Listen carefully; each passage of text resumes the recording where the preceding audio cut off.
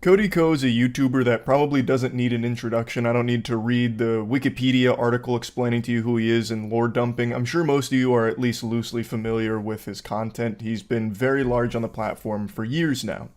And recently, some disturbing allegations have come out against him. Now, the allegations against him aren't exactly brand new. They're not, fresh off the battle bus, hot drop in here out of nowhere. They've actually existed for a little while now, but never actually received a lot of coverage or a lot of attention. Kind of just been sidelined with people not knowing about it or not talking about it until yesterday when another YouTuber named D'Angelo Wallace gave some amazing coverage breaking down the entire situation here and going over everything that Cody is accused of. Someone has been alleging for years now that you, one of the largest commentary creators on YouTube, knowingly committed a crime against her when she was a minor. But YouTubers and viewers alike are ignoring and discrediting these allegations solely because the person making them happens to be an unlikable woman online, Tana Mongeau. Yikes. Yeah, that's some pretty awful shit right there. That's a huge allegation that actually has a lot of evidence backing it up, which D'Angelo Wallace covers in great detail in this video. It's not some imaginary nothing burger that someone squeaked out between their butt cheeks to try and ruin Cody Ko. It's a serious accusation that appears to have a lot of evidence about it. I'm not here to accuse you of committing a crime in this video because I can't do that based on someone else's allegations. Nobody can definitively take these allegations as proof, but at the same time, they should still be looked at and not treated as an open secret and swept under the rug like you've been doing for so many years now. I think that's a great point. Even though these are still allegations with nothing that's been proven, since there is so much supporting evidence around the claims, it definitely is something that needs to be examined thoroughly because it is a huge deal. And speaking of this podcast, about a month ago, she hosted a live episode in front of an audience, and the conversation turned to you. Who's the smallest you've ever had sex with? Oh my God, no one look at me, Cody Ko. I can say that. I was literally 17, I can say that. This clip started making the rounds and people were understandably perturbed because if Tana Mongeau was 17, you would have been 25. So people started speculating and Tana decided to set the record straight. I hooked up with Cody Ko when I was 17 and he was 25. I'm going to go ahead and break down these numbers here because it seems like people are starting to struggle with math, like teriology starting to pop off with 1 times 1 equaling 2 and all of that. I'm just going to go ahead and explain this. 17 is less than 18. Thus, that is below the age of consent and is a crime. And I already have seen comments on this situation about 17, who gives a fuck? That's basically 18 anyway. And it's this same dog shit, brain dead, concerning mentality, like your hard drive needs to be investigated type shit that we saw with Dr. Disrespect, where they're like, no one should really care that Dr. Disrespect was talking inappropriately with a 17-year-old. Even though, once again, you absolute fucking Cro-Magnon, there is no evidence that Dr. Disrespect ever talked to a 17-year-old. Not even he said that. It has only ever been stated as a minor. Everyone around Dr. Disrespect never mentioned 17. It's actual delusional Fantasyland Narnia type shit where people are trying to defend him by saying it was actually a 17-year-old, 364 days old. Which is absolute fucking barnacles. Like, that's a load of fish paste. And even still, it's bad. I don't know how we've devolved so much where all of a sudden 17 is now something people try and justify. So like in this case right here, you'll have some drooling, stinky, bumbling morons in the comments saying how it's not a big deal because 17 shouldn't be an issue. You know, like, age of consent over in this region is actually 16, so really, he waited till she was old. Like, it's craziness. It's actually craziness. It is a crime. It is a minor. Still, it's bad. Like, I don't know why that needs to be explained all of a sudden. Now, something D'Angelo Wallace does make a point of here is pointing out that Tana Mongeau is not well liked. I am sure if you've been on YouTube for any length of time, you've heard her name and seen a lot of less than stellar things about her. She has a history of lying and putting on a lot of bad stuff and bad behavior. However, when it comes to this claim, this doesn't appear to be something that she's just lying about for clout to try and elevate her platform on the back of Cody Ko's good name or anything like that. This is a story that's been told even a few years in the past about this situation here. So this isn't something that she just pulled out of thin air. This is actually an allegation that has existed for a long time that is only just now starting to surface. She claims that not only were you fully aware of her age at the time, but someone even tried to stop you and you went ahead anyway. There was a situation with Gabby Hanna at a Playlist Live where she pulled him aside and told him like, yo, she's 17. And then we still went and hooked up. To be clear, 17 is under the age of consent in many states, including Florida, where Playlist Live used to take place. So this means that Tana Mongeau is accusing you of statutory rape, and she's not trying to hide that. This isn't just some crazy tea. It was a crime. Remember how Tana said that fellow YouTuber Gabby Hanna tried to stop you before everything allegedly went down? Well, did you know that Gabby is actually on record telling the exact same story several years ago? One time, I told a guy, I saw him making out with a girl at a party who was underage, and I pulled him aside and I was like, hey man, you probably don't know, I know she like looks a little older, she's underage, watch it. And he's like, oh my God, thank you for telling me. And then he turned that. This is really, really bad. Really, really bad indeed. Pardon my potty mouth here, but this is fucking disgusting. Like, this is by far the most compelling piece of evidence presented, because this is a completely separate third-party individual coming forward now with the same story years ago, exactly how Tana described it. Finding this clip was huge. I don't even know how it was unearthed. Huge props for finding this ancient artifact, because apparently it had been scrubbed from like everywhere. I don't even know how you would have even gone about finding something like this, but I really think it is an important piece to this story. It's a very strong piece of evidence, and it should hopefully showcase that this isn't just something Tana is making up on the spot for attention or anything like that. This is something that has been talked about for years. There's a lot of comments that get shown in the video with people shitting on Tana for bringing this up, like, oh, this is prehistoric. Why would you ever bring this up now? You just want attention, you absolute harpy. Oh, who cares? This is bullshit. It's all a lie anyway. All you do is lie. Liar, liar, plants for hire. You harlot. Those kind of comments, like unhinged people about this. And I really think that this Gabby Hanna clip that's been provided should shut that garbage down. Of course, it doesn't prove 100%, the authenticity of everything. As D'Angelo Wallace also explains, these are still allegations. But that is a pretty substantial piece of evidence there that should at least show why this needs to be talked about and should absolutely be addressed directly by Cody. People make accusations all the time, specifically regarding things that are very difficult to prove or disprove, unfortunate as that may be. But when somebody makes an allegation and they say they have a witness, and that witness can be found telling the exact same story years before any of this came out, that's not something I can just ignore. In a situation that cannot be proven, corroboration by a third party goes a long way. I'm not accusing you of committing a crime, but even if what Tana says is false, your silence is still grossly incompetent at best. It really is a pretty bad strategy here. This isn't something John Madden would draw up in the playbook. Burying his head in the sand and hoping that the storm blows through doesn't exactly work in a situation like this. I mean, I guess it has up till this point, since so few people were aware of it, but now that it's being talked about more and more, I do think that he's going to need to come forward about all of it. There is quite a bit of time in the video dedicated to the community's response to the allegations, because it is bad how, viewers have responded to all of this. Basically, and it is a good point that D'Angelo Wallace made, because Tana Mongeau is widely disliked by the broader YouTube audience, when she was the one putting these claims out there, people attacked her, dogpiled her for saying things like this. They jumped on her like she had just, killed a puppy in front of them.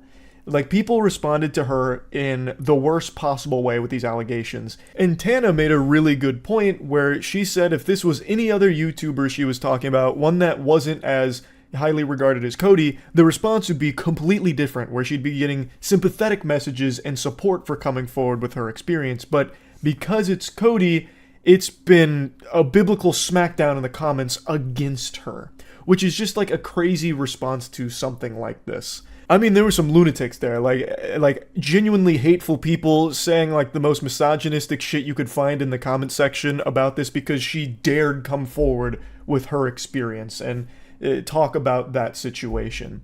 Now again, yes, they are allegations. Nothing has been proven. But there is a lot of evidence here that should at the very least get a response from Cody Co about all of this. And it's not like he's not aware of what's happening.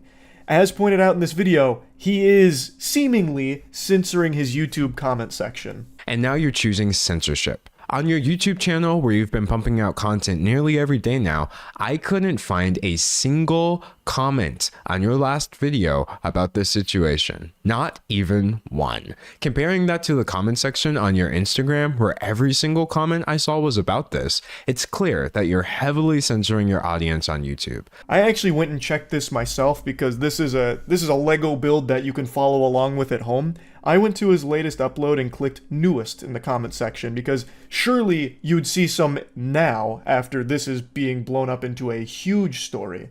But even when filtering on his newest upload by newest comments, I still only found a couple of comments that referenced this.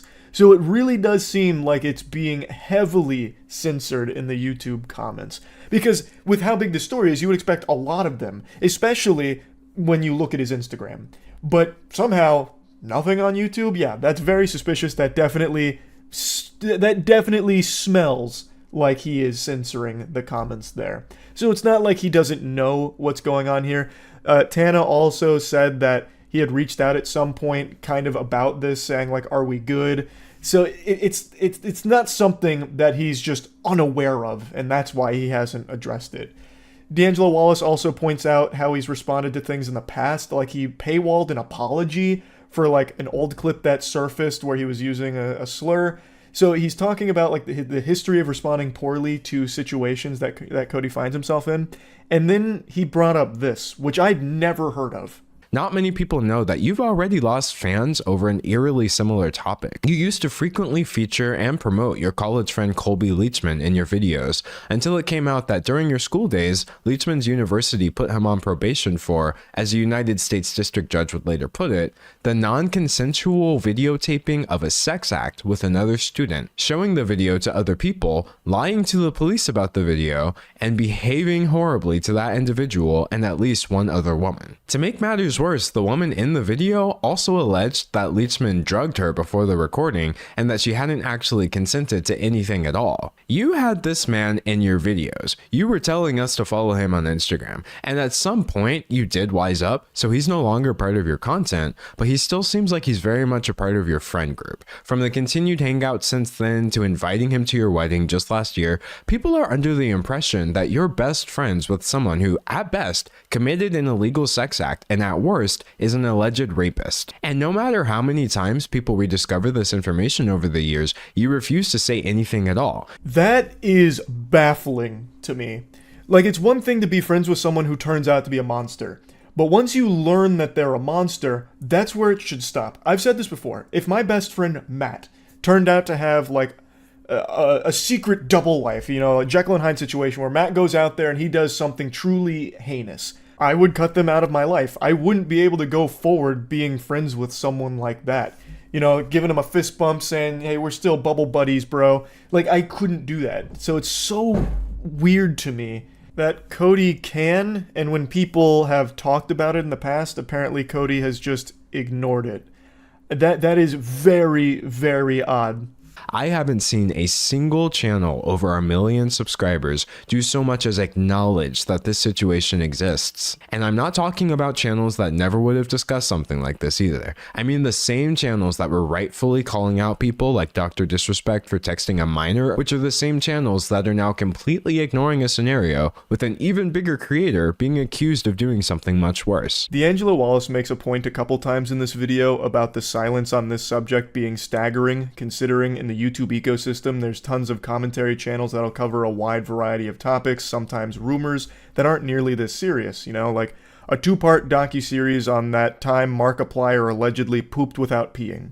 Or, in my case, I'll make a whole rant going over how aliens probably aren't visiting us via theoretical warp drives to haunt our boners. And yet, somehow, a story that's this serious just slips through the cracks and didn't have many people talking about it until very recently. So I'd like to at least take a quick moment here to explain why I hadn't covered it. Now, I did hear the whispers about this Cody Co allegation about a week ago now, where someone in stream chat had mentioned, hey, have you heard what Cody Co apparently did with Tana Mojo?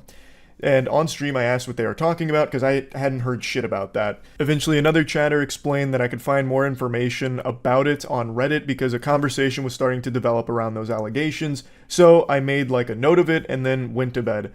The following day, I got home pretty late and then went to follow up on things from the previous night. Because sometimes during stream, I'll make like tabs about what people are telling me to look up. I don't do react content on stream or anything anymore, so if it's like a video that people are recommending I check out to get caught up on something or whatever, I'll make a tab for that video and then watch it when I get back to the following day. And when it came to the Cody Co thing with the Reddit post, by the time I got to it, it was deleted. So I kind of assumed that maybe the claims were just baloney, and I didn't see a whole lot of chatter about it. I saw a couple of tweets that loosely talked around it, vaguely, and I just didn't look into it deeper than that. And I recognize now that that was a mistake, so I'm sorry for that. But I just didn't find a lot of information at the time, until, of course, last night when D'Angelo Wallace posted the video covering all of this.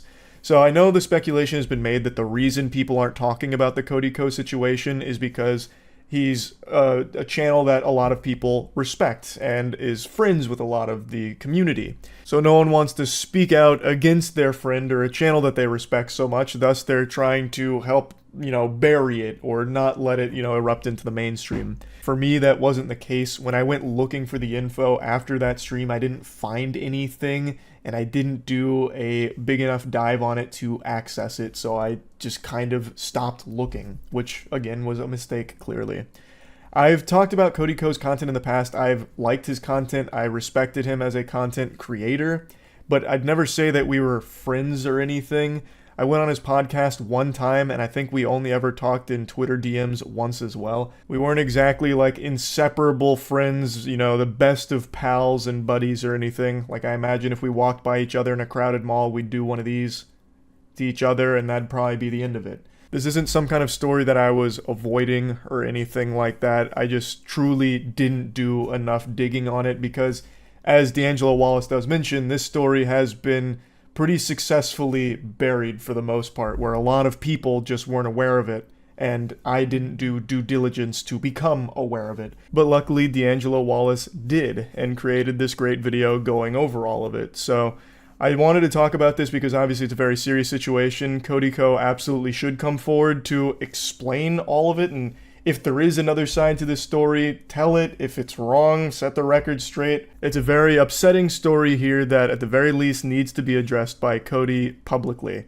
This can't be another paywalled apology situation or anything like that. This should definitely be something that he comes forward and actually talks about. So yeah, that's really about it.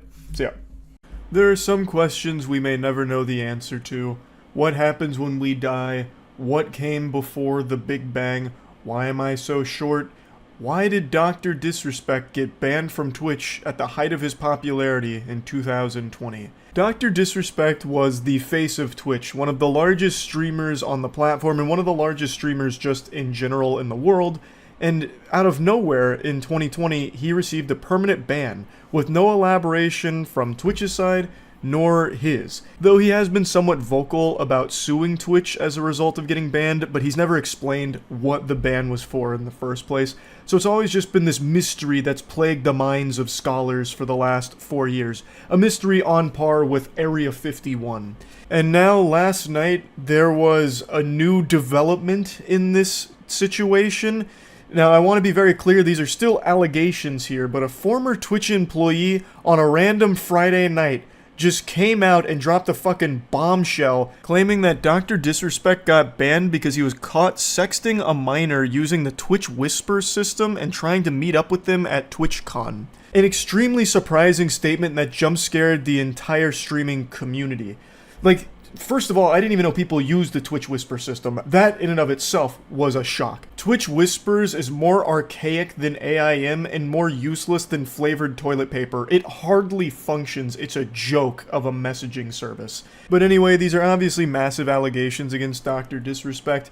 Now, they didn't provide any evidence or proof of the claims. However, a lot of other parties, like journalists, came forward saying that they had heard similar things from Twitch employees. Like, their trusted sources had told them similar stories about the reason behind Dr. Disrespect's ban. But again, no evidence has been provided publicly for all of this. Right now, it's just a lot of people saying, like, this is what we heard too. Dr. Disrespect did reply to a tweet talking about it a little bit, saying, "Jake, seriously, I get it. It's a hot topic, but this has been settled. No wrongdoing was acknowledged, and they paid out the whole contract." The vast majority of people were pretty unsatisfied with that response from the doc because it's a bunch of hooey, like mumbo-jumbo legal lawyer speak that doesn't actually say anything.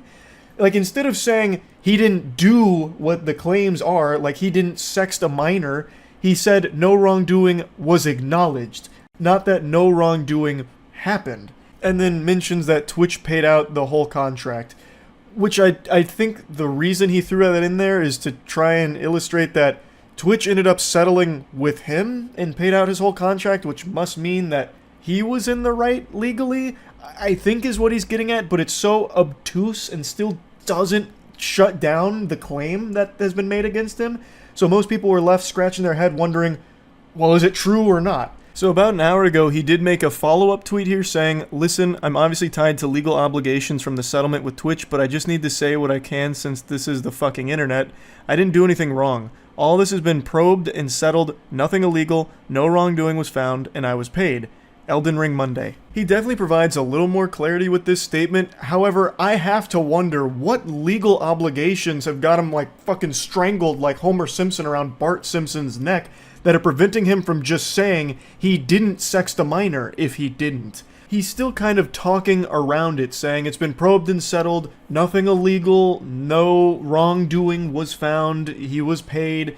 Instead of just like outright coming out with a fucking iron fist saying, this is baloney, this is a load of horseradish, absolute fish paste, that's not true. Whatever this legal settlement with Twitch was in the Thunderdome here, it's prevented him from being able to talk directly about this claim, it seems, which is so fucking odd. Now, I think it's important I mention just how uncommon it is for Twitch to permanently ban a streamer of any size. Period. That's more rare than a total solar eclipse. It just doesn't happen often at all.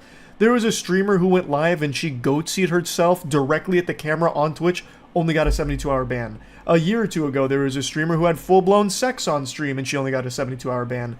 There's so many streamers that also have like 10 or even 12 bans to their name and still get to stream on Twitch without issue. So a permaban doesn't happen often, and it certainly doesn't happen often to the biggest streamer on their platform, and Dr. Disrespect was under a big contract with Twitch at the time of his ban.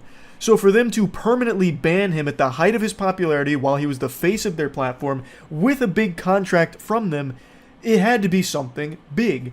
And the theory I subscribe to, and the most commonly accepted theory for why he was banned, was that it must have been some kind of big contract dispute. This time period was a wacky one, quite quirky for sure. It's when Mixer was still around, God rest its soul. It went out with a sad, pathetic whimper, a little wet fart into the wind, but at the time, it was a juggernaut, and it was scaring Twitch. It had recently bought Ninja off of Twitch to Mixer, it bought Shroud, and there was a little bit of a panic from Twitch, who then started issuing massive contracts to streamers on their platform to keep them there and away from Mixer.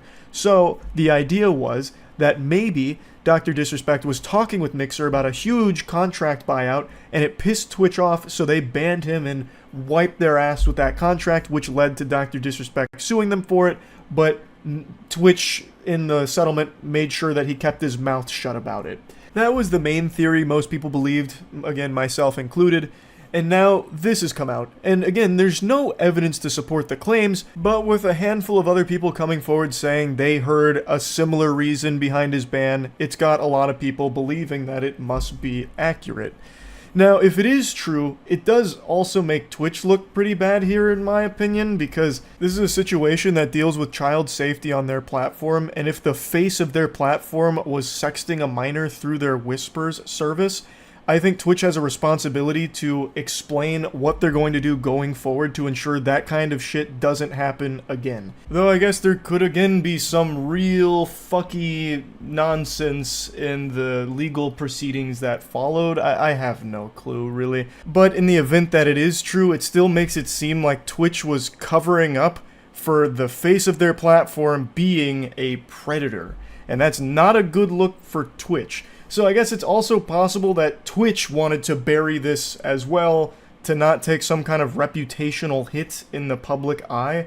Especially, I guess, during 2020 when Mixer was around. So I guess that's possible. I do, however, think now that this allegation has come out, whether it's true or false, I think this is going to be the start of the information around the ban coming forward, either from Twitch or Dr. Disrespect here, because this is such a massive allegation. So someone's going to come forward to set the record straight one way or the other is what I think will probably happen here, but I could be totally wrong. It could be another 4 fucking years before there's even a peep about the Dr. Disrespect Twitch ban mystery.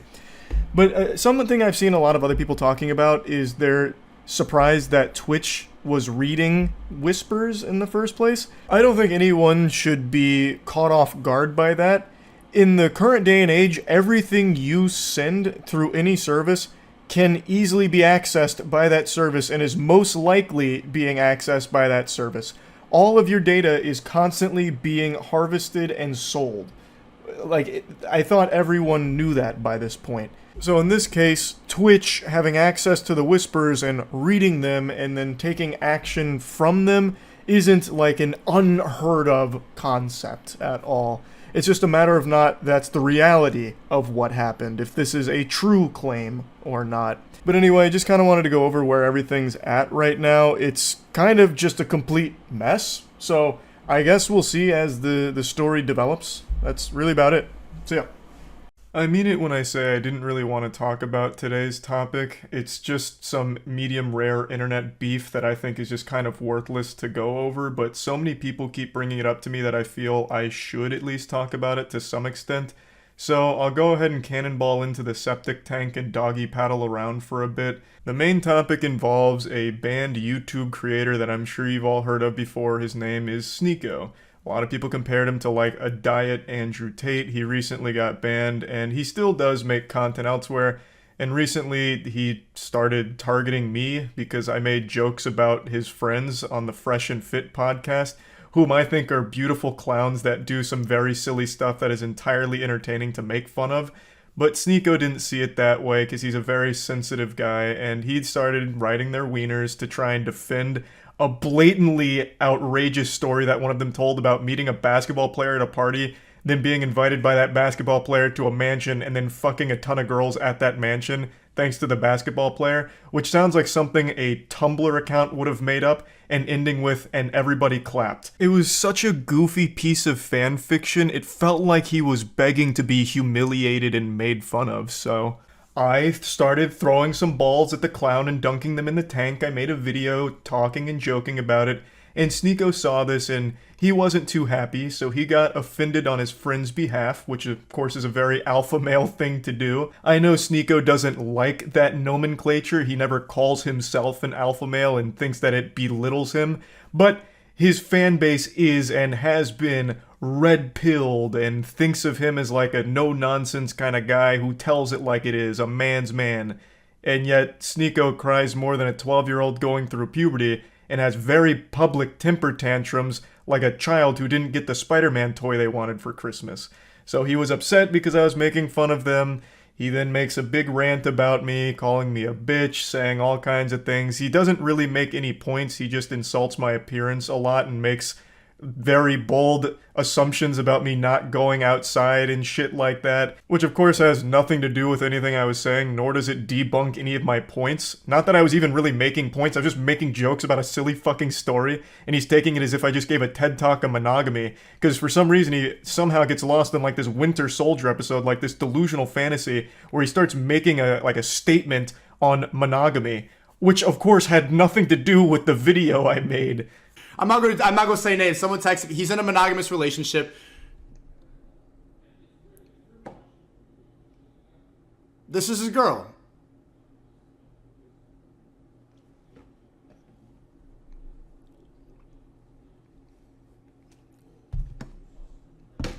So there you go. I mean, I told you, like, I could hear it in your voice. The fact that someone doesn't have to abide by those rules. Someone could go and fuck a lot of bitches.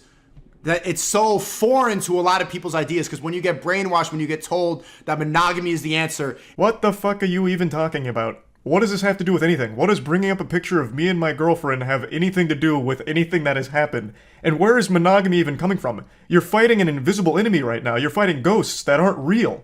Like, none of this had anything to do with the video itself of me joking about a stupid fucking story that this guy told. Like, it's so weird, and he's been mad ever since, as I understand it. I, of course, don't really watch him, but I keep getting updates on Sneako not being happy, wiggling his finger, saying, I don't really like this Charlie guy anymore for this. Now, like I said, because so many people keep bringing this up to me every day, I felt obligated to at least, talk about this a little bit and engage with the drama, even though I don't really want to. What I do want to talk about, though, is the Black Friday Moist Global merch sale, baby. A lot of great merch on moistglobal.com is a lot of money off right now, so go to moistglobal.com to get some fucking beautiful items, and we even have some really fun, goofy ones that are in stock right now, such as this wonderful happy coat, which is kind of like a bathrobe. It's fantastic. And we also have some Yu-Gi-Oh! Inspired designs available right now as well, which are just fun items, and once all of these are sold out, they won't be restocked, so if you're at all interested, go to moistglobal.com, the link's in the description. I'm gonna keep this on for the rest of the video. The only thing I'm missing now is a cigar, to really get into character here. I'm gonna go ahead and talk a little bit more about this. I'm pretty familiar with Sneako, probably more so than a lot of his more modern fan base is. I first became aware of his content when he got mad at me a couple years ago because I was criticizing a movie called Cuties. For those that don't know, Cuties was a movie that went to Netflix, and it was basically just softcore child porn. It was a movie that focused on twerking and a coming-of-age film that used real children in real positions of, like, sexualization, where during, like, a twerking contest, they'd have cameras that would go, like, right into their ass and zoom in. It was fucking disgusting stuff.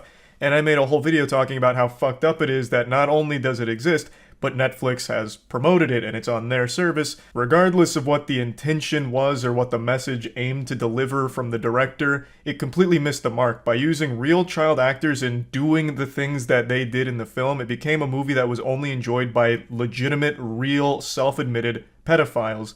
And I made a video talking about how gross that whole situation was, and Sneako made a response to it saying that the outrage around this film is misplaced, and it's actually a good movie.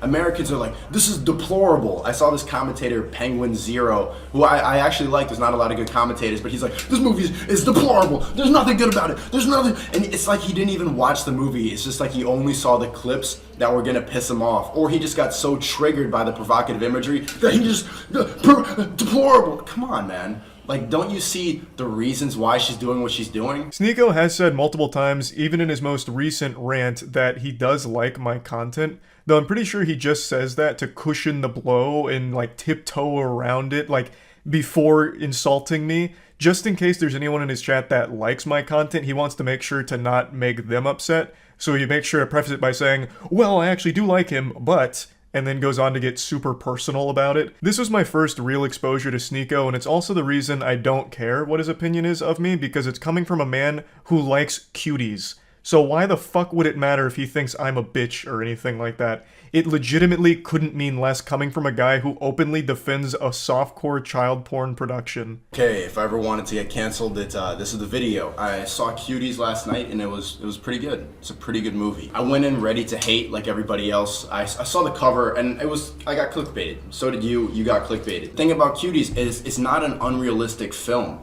Like, yes, it shows children in a sexual way, but this is not unusual now. And the people who are really mad about this aren't Gen Z. Now, the reason I'm showing this isn't just to debate a multiple-year-old Sneako video that he completely ate shit on and had the worst possible take of with this whole cutie situation. The reason I'm showing this is because I haven't liked him since I saw this side of him. I was aware that he made other content, and apparently some of it was pretty good a couple years back, but once I saw this video, it just showed me a really weird guy who it seemed like really just wanted to be contrarian for the sake of it and makes terrible points in defense of this film for some reason. Like, even in your own video, you openly admit right there that yes, it sexualizes children. Full stop, that's not okay. That's a problem. Like, this girl At one point, she takes a picture of her vagina and posts it on Instagram. Kids naturally just rebel. I like this movie because it's extremely provocative, but it's realistic. A major criticism of this film was that it's child porn, that they were just showing these kids and that it's gonna bring a bunch of pedophiles in. I don't think so. I don't think so. Not more than anything else that's on the internet now, or not more than beauty pageants in America, which still exist and are exactly what you see in the film. Do you go to beauty pageants to watch the kids, Sneako? I certainly hope not. Just because the beauty pageants, which are fucked up, completely agree, just because those exist in the real world doesn't mean that that's justification for this movie. I feel like that should be obvious. You can't use this whataboutism like, oh yeah, Cuties has a lot of sexualization of children, but what about, child beauty pageants? I mean, those are out there in the real world, so what's wrong with Cuties being on Netflix? I won't show you any more from this video, it's dog shit all across the board, but there is one more thing I'd like to highlight. Even when Sneako started to rise to popularity, I didn't pay too much attention because, again, in my mind, he will always be that guy that for some reason fights for this film, which is just fucking weird. So he's always just been kind of a weird person to me that I don't pay too much attention to, but I couldn't help but take notice of one of his more recent viral clips where he openly defends getting cucked. So I wanted to break this down, like, because this was, imagine seeing the girl you love, like, get fucked. You love her? Yeah, I do. I love her. I was about to say I love this bitch. I'm like, no, let me not say that. I love my wifey, my queen.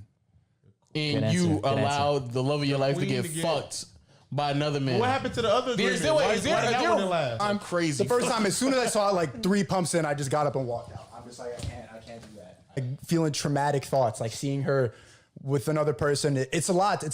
But I think it's something everybody should do just to test. You know what? It is a legitimately super sad thing to sit there and listen to because Sneako is very clearly bothered by that whole situation, but is trying to play it off like a deeper message, like, no, this is actually a good thing, and in fact, I recommend every guy out there try letting their girl get fucked by another man. Then you'll know if it's real, if this is the person you want to spend the rest of your life with. It is fucking tragic to listen to. Now, I want to be clear, I have absolutely no problem with open relationships. I think everyone should be completely within the right to handle their relationships however they see fit and whatever makes them happiest. Contrary to what Sneako thinks about me, I have legitimately no issue with open relationships at all. But what Sneako's talking about here isn't so much an open relationship, it's cuckoldry. You have watched your girl get fucked in front of you on at least 2 occasions that he talks about here. And you were right next to her, watching her get fucked, and one time you were so upset about it you had to leave the room after the 3rd pump, you said. You're clearly not really alright with this situation. You're for some reason forcing yourself to be okay with it. Like, I'm not trying to sit here and be an armchair psychologist like you try to do against me during your rants, but it really seems like you don't like it. And yet, for some reason, you're also trying to celebrate it and promote it like a good thing. It's just super sad. Like, if you're fucking other girls and she's fucking other guys, that's one thing, but you being in the same bed that she is fucking another man in and watching her, and then even talking about how, like, upset you were about how much she was moaning and the deep eye contact she was making with the man she was fucking in front of you, like, you're not really okay with it, it sounds like. So stop trying to pretend to be, and stop trying to make it seem like this is a good, healthy thing for everyone that everyone needs to try. It's just pretty sad. So this is always in the back of my mind when he starts critiquing my relationship, or really any relationship for that matter. Like, what really gives you the right, especially when you're clearly in a very complicated situation in your own mind with your relationship? So, like I said, I didn't really want to talk about this, but he apparently keeps shitting on me and making a big hoopla about it, and people keep bringing it up to me, so I felt like I should at least address it in some capacity. So this is me talking about it, and that's about it. So yeah. It takes a big man to resist the primal urge to say I told you so when it turns out they were right when everyone was saying they were wrong. I am not that big of a man. I'm only 5'6". I'm fun size, baby. I'm petite. So here's me saying I told you so. 8 days ago, I made a video called I Don't Believe It, talking about how everyone was parading around and celebrating that Nina Lynn had been permanently banned on Twitch based on literally zero evidence whatsoever. No statements from Twitch, no nothing. In fact, Nina herself even said that's not true, but people still said she's full of barnacles, she's definitely permabanned, off nothing but pure hopium and fantasy. I went against the grain saying I don't think that's the case. I don't think Twitch is going to have her permanently banned, but would love to be wrong. Fast forward to right now, Turns out, I wasn't wrong. She is unbanned and literally streaming this very moment. And if you turn your attention to her chat, you get a peek inside what Arkham Asylum must look like in the modern age. I cannot imagine, I can't even picture what losers must look like that are spamming W in a Nina Lynn stream. This is sexual assault superstar Nina Lynn, and people are excited to see her content again. Using the term content very loosey-goosey there because all she does is go on stream and whine about her haters and how much she doesn't care and actually loves her haters. Stay mad, fuck your mom. And then she'll go out in public with fake bravado and pretending to be all tough. It's just absurd to even imagine someone being entertained with those jingling keys because basically she just goes out and just says, fuck your mom! And that's it. But maybe they're very excited to shower with money because they're hoping they'll be her next sexual assault victim. Maybe that's what they're sitting their fingers crossed with as they throw dollars out of their wallet at her. A brief lore recap for those that are blissfully unaware of who she is. She is a streamer who has on-stream sexually assaulted someone. And then turned it into a joke after the fact, even said that they should be embarrassed to even feel like they got sexually assaulted. She then also stole from Target on stream and then bragged about how much she steals from Target. All of this broadcast on Twitch, mind you. And she hasn't been permanently banned for it. She got 3-week ban in total. So I think it's a pretty clear message from Twitch that they don't take crimes like sexual assault or stealing all that seriously. Though they're willing to turn the other cheek if you're bringing in some viewership and some money to Twitch. A pretty awesome message to be sending to the community where sexual assault savant Nina Lynn is welcomed back with open arms from Twitch itself, even after unapologetically broadcasting it and then turning the sexual assault event into a joke on her stream, as if it's not a big deal and doesn't matter or anything. But you've really outdone yourself here, Twitch. It's actually unbelievable. There is no clear consistency with the way Twitch enforces their rules. So you can commit serious crimes like sexual assault on Twitch, but if you're popular enough, that's okay. They'll let that slide after a couple weeks of vacation, which, by the way, wasn't because of the sexual assault. The 3-week ban was because of the stealing from Target. And I feel like they were probably trying to make up for like only banning her for like 24 hours or whatever it was after the sexual assault. But even then, 3 weeks... Yeah, I'm sure Nina Lynn really learned her lesson, and it definitely sounds like she did on her return stream, that's for sure. There is no consistency to how Twitch enforces their own rules. So, a notable example is, in 2023, a streamer named Scumnut got indefinitely banned for a joke where he typed, "I'll kick you to death" in one of his friends' chat, in reference to a God of War run he was doing, which was kick only.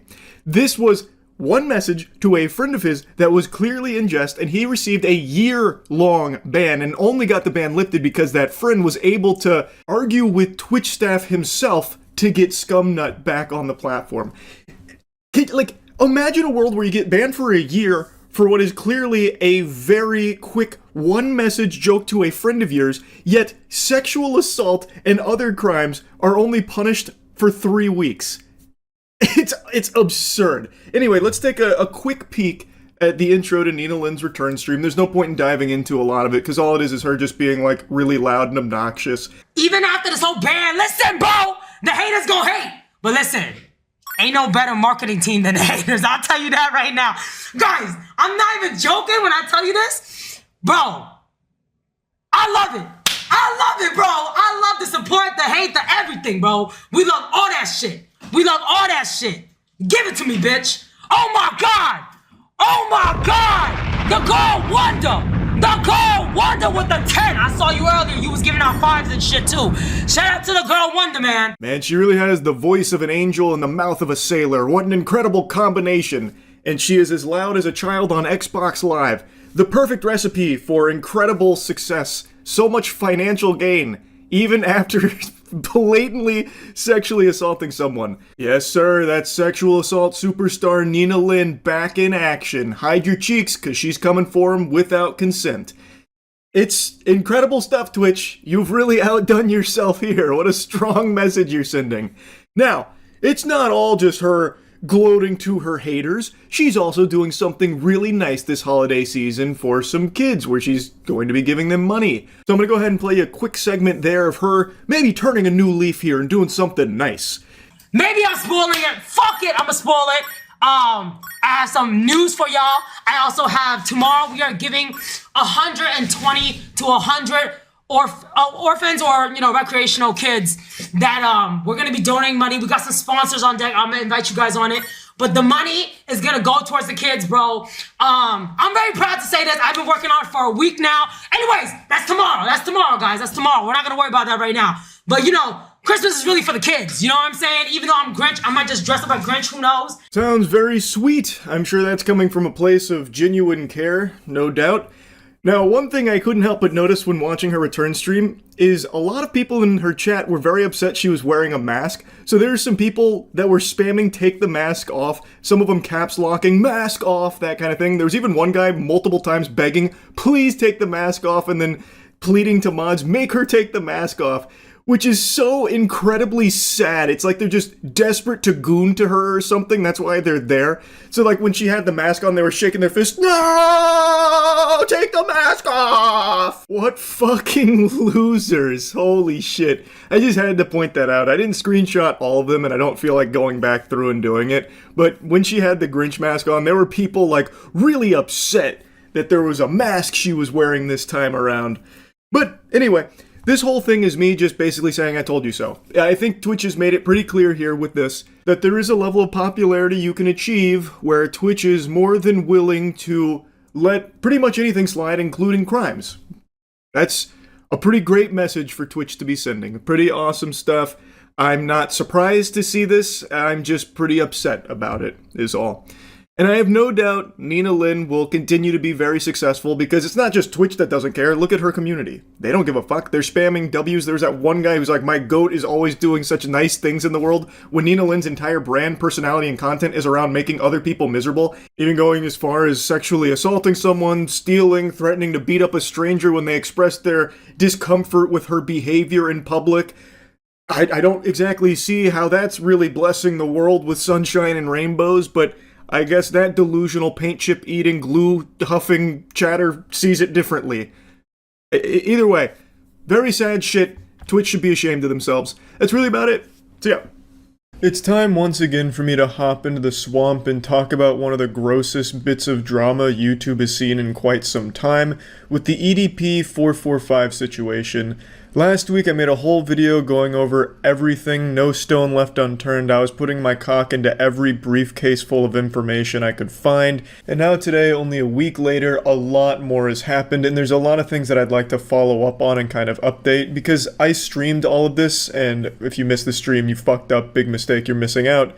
And so when I did that, it was still like a developing story, and now we're reaching like the conclusion here, the end of the manga. So I just wanted to go over this because it is a crazy story. The EDP 445 situation is like going to a water park, but all of the water has been exchanged for sewage instead. It's fucking gross and yucky, but it's also kind of a wild ride. Before I get into it though, there's something I want to mention. It's unrelated to all this. Today I'm doing a big charity stream for a charity I'm very passionate about called Cure Rare Disease. It's going to be a massive art stream, so if you want to see more masterpieces like this being made for charity, please tune in. It's at twitch.tv/moistcritical. It'll be going on when this video goes up and will be happening for most of the night, so please feel free to stop by. The link's in the description. I'll just hit you real quick with a brief plot summary here. EDP 445 was a massive YouTuber who got Kris Hansened by another group online called Predator Poachers. They pretended to be a 13-year-old girl who hit up EDP, and then the conversation got all sexual, and eventually they got him to try and meet with a 13-year-old girl, and that's when they really caught him in 4K. And there's a lot more to it, obviously. Like, there's even an entire saga here in the anime where EDP sent pictures of his actual shit in a toilet bowl. He sent pictures of that to the 13-year-old girl. Not that that's like super crucial in the story or anything. Like, you know, the FBI is not going to see those shit pictures and be like, well, we fucking got him now. You know, we weren't going to press charges till we saw this awful loaf of shit in the toilet. But it's something that I find to just be so weird and wacky that I can't help but mention it every time I hear or talk about the EDP story. Because I've never even heard of someone like sending shit pics. He also does send dick pics too. He plays by the meta. But the shit pics was truly something innovative. But anyway, that's basically just the story. YouTuber gets Kris Hansened and gets caught as a pedophile in a sting operation here by the predator poachers. And in most cases, you would expect the person behind this to be someone good looking to do something great for the community, like they did a great act catching a bad person. So you would expect most people would be patting them on the back, you know, patting them on the ass, telling them good game. But you can't really do that for the guy behind Predator Poachers. His name is Alex.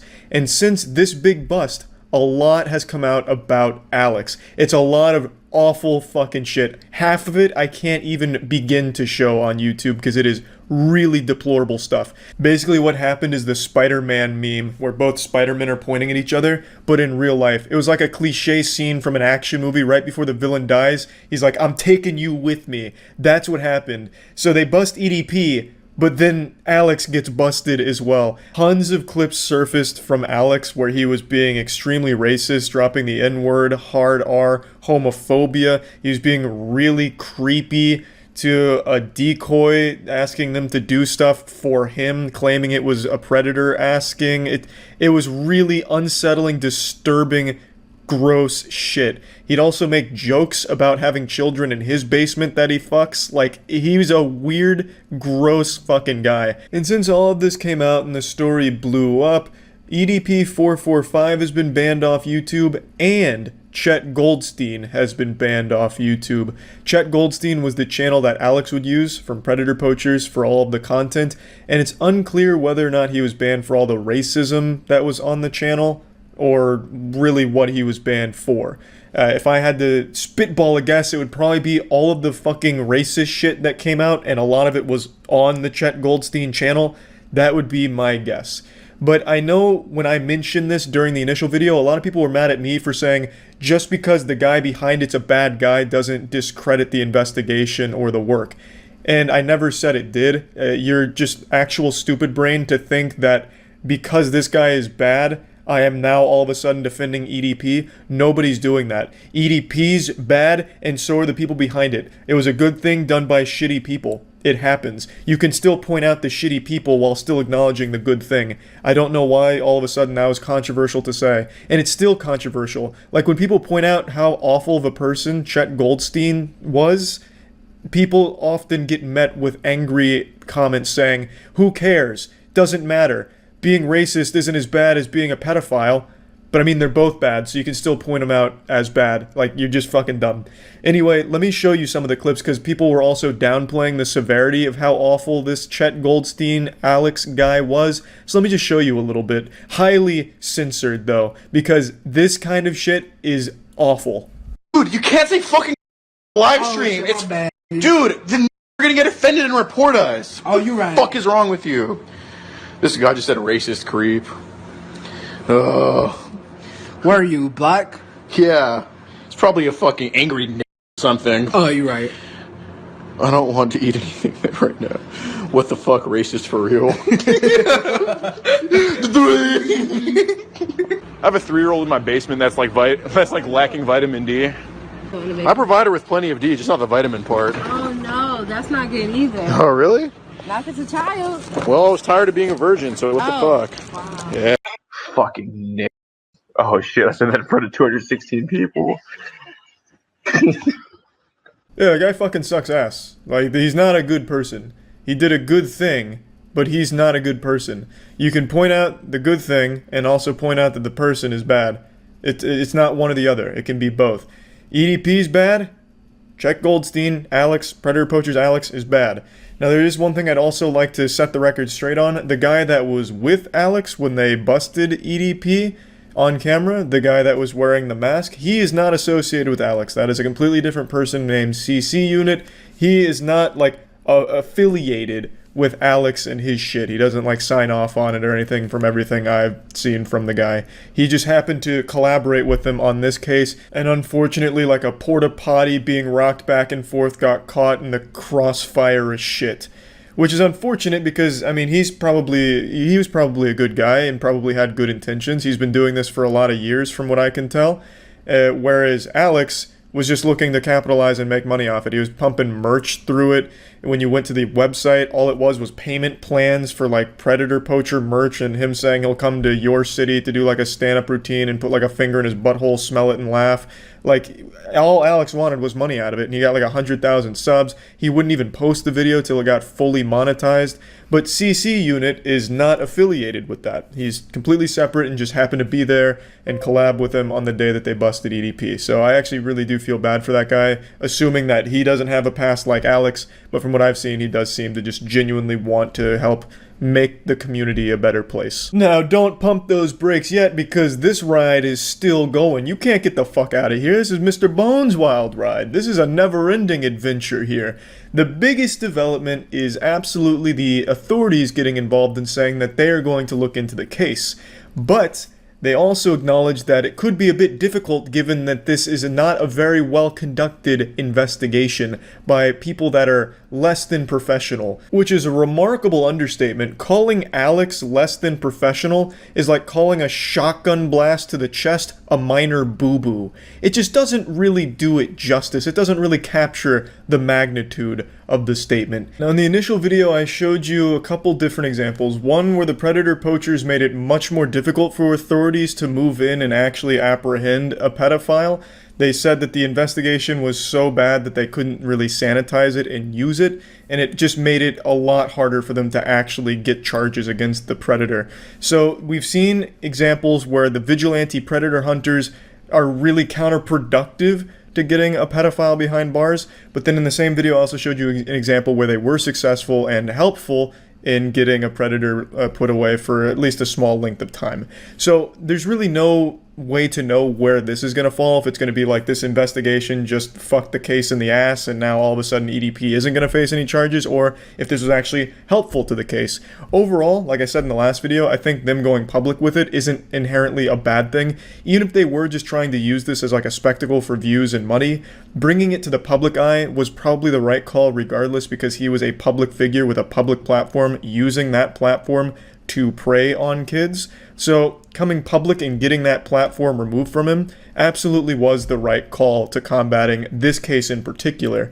But whether or not that's going to make it harder for authorities to actually put him in jail is what we're going to have to wait to find out.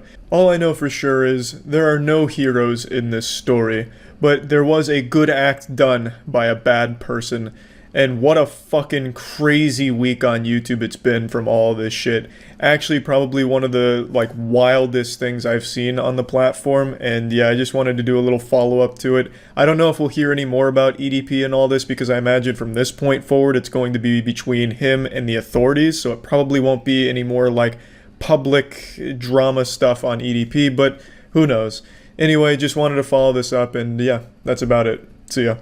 Yesterday, Ava Kris Tyson of the Mr. Beast crew had a ton of evidence surface about horrible behavior with how they communicated with minors, as well as a past of really disgusting shit. A lot of people are calling the Season 7 writers of 2024 internet drama lazy because they're reusing a similar plotline. A lot of people drew comparisons to Dr. Disrespect recently being outed for talking inappropriately to a minor. There are tons of screenshots to showcase exactly what was being said to someone who was between 13 and 14 years old at the time, and it's fucking gross. It's completely unacceptable. Some of them were just public tweets right under everyone's nose. So Ava Tyson was an adult at this point. Lava was a child. And saying things like, I posted some fire nudes for you, please no share. And then other shit like, but not $5 pathetic JK kissy face. They seem to communicate a lot, even sending Snapchats. So here's one that says, coming for America, and then goes on to talk about being in a group chat and everything. And I've seen a lot of people try and cope and deflect, saying like, oh, it's just edgy jokes, people are blowing this out of proportion. What a bunch of fucking nonsense. That's a load of hooey. That's dirty barnacles. That's ridiculous. Under no circumstances should an adult be communicating with a child in any inappropriate manner whatsoever. Edgy jokes between an adult and a child are still fucking gross. That's not like the slam dunk defense that some people seem to think it is. Under no circumstances should an adult be in a group chat with a bunch of children sending coming for America pictures. Like, that's still bad. That's still horrible. That's still really fucking weird. From what I can tell, most of the screenshots and a lot of the compiled evidence comes from this YouTuber, Prism42. This seems to be where most of it started, and since this video dropped, there's been a lot more screenshots that have come out with all kinds of really bad things that were being said to or about minors. I've only shown a couple here, but there's quite a bit more, and they're all just as bad, if not worse. Like, for some reason, Ava Tyson had a habit of calling a 13 or 14-year-old daddy. Like, you can't just write that off as being, like, quirky, inappropriate, edgy jokes that people are blowing out of proportion. That's unacceptable. It's indefensible. Now, the 13, 14-year-old in question for a lot of these messages is someone that has come forward to give their own accounts of the situation, and according to them, they don't believe that they were groomed or anything bad was done on the part of Ava Tyson or anything like that. And I'll just go ahead and give my take on it here. I talked about it on stream, and I'm not trying to be some kind of armchair psychologist because I'm just, at the end of the day, a little reptile brain idiot. But I really do feel like in a situation like this, it's very difficult to process just how inappropriate or unacceptable something was when you lived it. I imagine that it's very difficult to view this as the person that you communicated to so closely for so long was actually evil or doing things that were wrong. But in reality, no child should have this kind of relationship with an adult where you're joking about sending nudes to a minor or making edgy jokes about coming for America. So while the person here might not feel like a victim, it really is completely unacceptable that Ava Tyson would be communicating with them like this. It really is, no matter how it's spun. Now, it is important to mention that right now, most of the evidence is screenshots, so I guess there is the chance that some could be faked, but some of them seem very hard to fake, like there's a video going through a Snapchat conversation with Ava. There's also confirmed things that were publicly tweeted from their account over the years, which I'll get to now. And it was also revealed that Ava Tyson had a history of being a Shadman enthusiast. Since all of the tweets have been deleted, it makes it very difficult to find the times that they communicated with Shadman or talked about Shadman and the art, but I did find this from Mudahar's video, who went to the Wayback Machine and showcased this tweet. And Mudahar censored it because the character does not appear to be over the age of 18. For those of you that know that name, that might have just triggered a Winter Soldier moment in your brain with your eyes rolling into the back of your skull, because it is so foul. Shadman was an artist who drew child porn. Now, when you hear that, a lot of people think that you're talking about lolly or lolly hentai type shit, which is characters that look like little girls but are actually 5,000-year-old vampires. Like, that's the meme. Fucking sipping from their Mountain Dew going, uncultured swine. You see, it's not actually a real child. This is a victimless crime. This may look like a 4-year-old girl, but you don't understand the lore. She's actually coming from a sophisticated line of goblin ogres, and she is over 400 years old. So it's completely legal, and you're weird for thinking that it's weird. But with Shadman, he wasn't drawing lolly. He was drawing real children sexually. So one of the most infamous cases was when he drew Keemstar's 8-year-old daughter in a pornographic setting. That actual fucking lunatic drew porn of an 8-year-old girl. That's not hearsay or anything. That is something that actually happened. And you know what's even crazier? I talked about this on stream. A lot of people supported him publicly. Like, a lot of people defended that. Back when Shadman dropped that revolting dog shit, there was a lot of people that were pumping their fists saying, "Go Shadman! It's Keemstar, who cares? Doesn't matter, he deserves it anyway. Shadman, do you take requests? Can you do this person's underage daughter next?" He received applause for drawing child porn. Let that shit marinate for a moment. So anyway, Ava Tyson has publicly tweeted about lolly, and in particular, there are tweets of Ava Tyson talking either to or about Shadman. A lot of the tweets are gone now because the Twitter account has been nuked, but there are archives of a lot of them. And one thing that still persists, and one thing that a lot of people have been showing, is that Ava Tyson may have actually commissioned a piece from Shadman, or at the very least, purchased a piece from Shadman. There's a clip from a Mr. Beast video where there is Shadman art hanging on the wall, belonging to Ava Tyson. I censored the close-up of the art for obvious reasons, but this is something that is irrefutable. The only question about Ava Tyson and Shadman's connection is whether or not a piece was commissioned or purchased. But at the very least, a piece was owned by Ava Tyson. And I don't think there's any wiggle room to just explain this away as some kind of innocent whoops-a-daisy moment of being ignorant of what the art was. With Ava Tyson having publicly talked about content and art like that, and then also owning a Shadman piece, I don't think it's some kind of coincidence. Like, I don't think it was an accident and they didn't know Shadman drew child porn. I really don't. And then yet another disturbing video surfaced where they had actually made a video a long time ago that linked to revenge porn of Jeanette McCurdy. The story is she sent pictures to her boyfriend, her now ex-boyfriend, and he leaked them out. And but the link's in the description if you want to see them. I mean, I'm not endorsing people to go look at somebody else's private business, but I know that you know, people might want to see them, so it's there if you want it. That's crazy. That's astonishing. Sharing revenge porn publicly and trying to spin it like, well, some people might want to see this, so for you degenerates, I've posted the link in the description. If you want to check that out. But you'd be weird to do that, and I'm not endorsing it. That's unhinged. Completely unhinged. So all of this started to hit the mainstream. More and more people started sharing screenshots as well as other chat logs, all kinds of things with a history of communicating inappropriately with or about minors. And in response, a couple hours ago, Ava Tyson did make a statement, and this is what was said. I would like to apologize for any of my past behavior or comments if it hurt or offended anyone. It was not my intent. Seeing recent events, we've mutually decided it's best I permanently step away from all things Mr. Beast and social media to focus on my family and mental health. That is kind of a textbook non-apology. It doesn't address anything. It doesn't talk about anything. It's just like this blanket boilerplate statement about stepping away. There's no denial of anything, no claims that some of the information is false, made up, fabricated, a lie, a fib, a bunch of malarkey, nothing at all. You would really think that if any of the information was wrong or faked, that would be one of the first things that Ava Tyson would want to set the record straight on.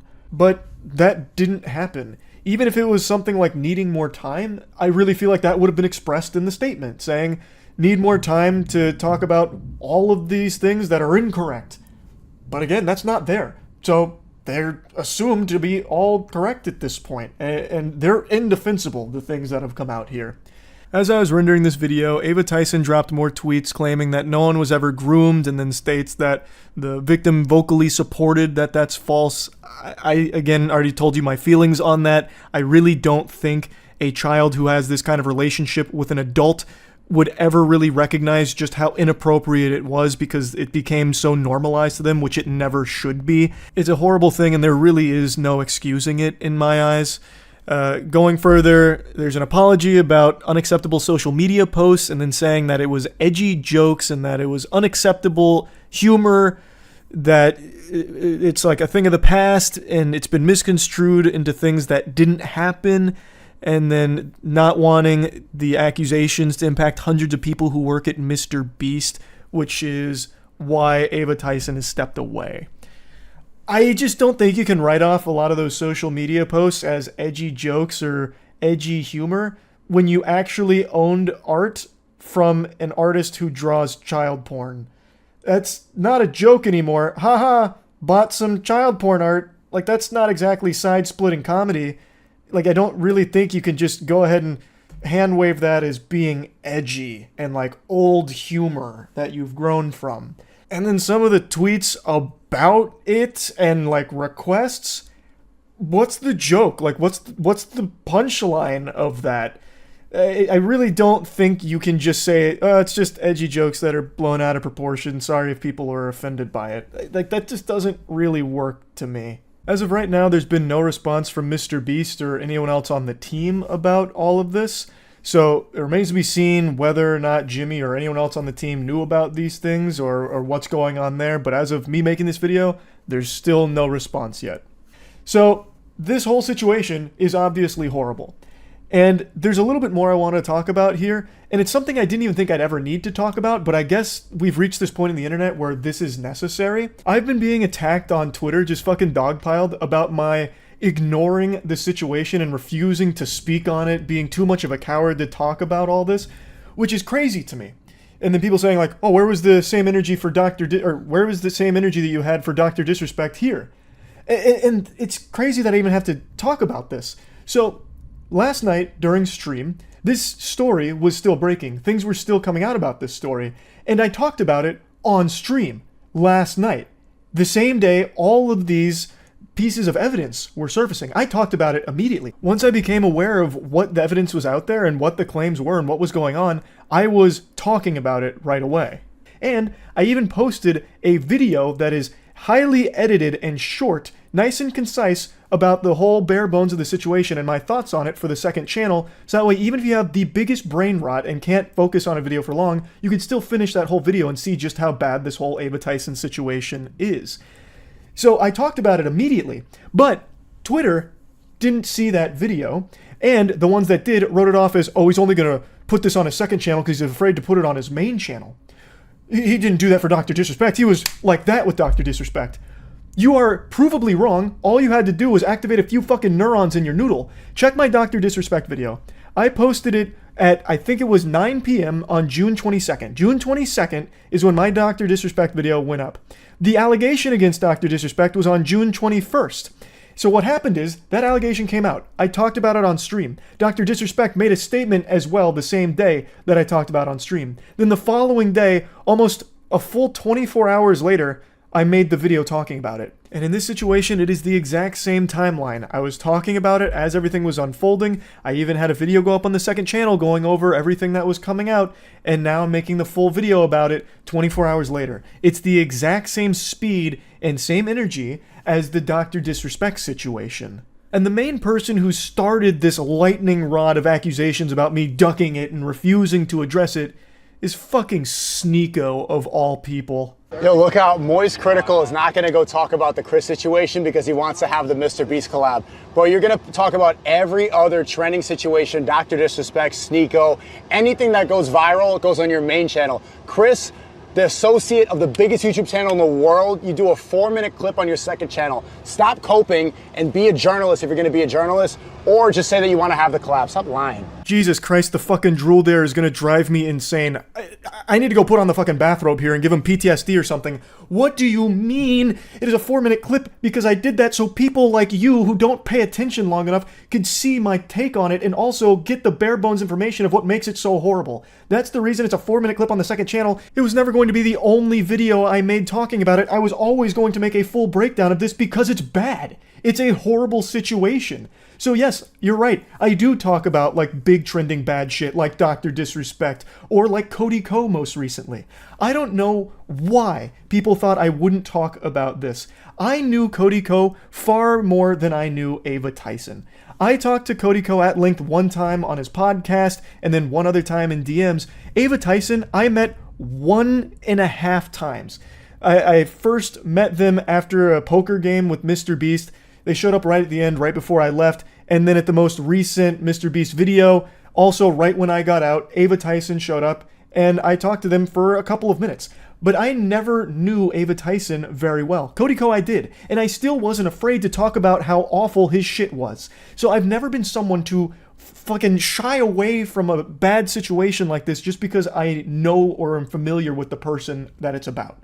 So I don't know why people thought that that would be the case here. And also, for the millionth fucking time, I'm not a journalist. I'm like the Z-tier stupid journalist, like this actual layman fucking CTE-riddled idiot that reports on stories, and I talk about them usually to make jokes about them. In rare cases, and recently it's been very common, there's serious stories that I am very passionate about delivering and talking about how shitty they are.